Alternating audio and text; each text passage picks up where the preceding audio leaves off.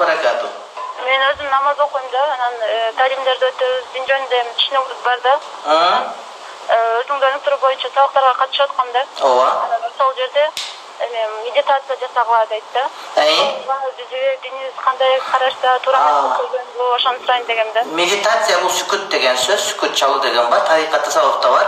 Адам тафаккур кылганга, ойлонгонго, пикирленгенге, багытын түздөгөнгө, оюн түздөгөнгө, Кудай жөнүндө ойлонгонго сүкүт чалуу деген бар бизде. Эч кандай каршы келбейт.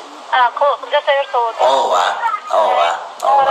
Рахмат, бактылуу болуңуз, Кудайым жакшылык берсин. Болуң ошо сүкүт чалуу учурунда туура нерселерди пикир кылуу керек. Каядан жаралдым, кайда барам, кылып аткан ишим жакшы, мындан жакшы болушу мүмкүн беле?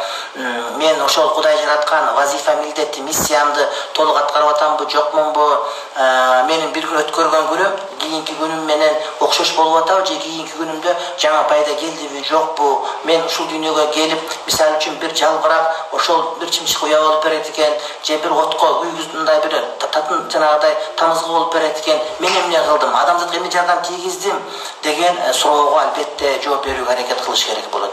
Урматтуу бир тууганым, дагы бир угарман, кулак сизде.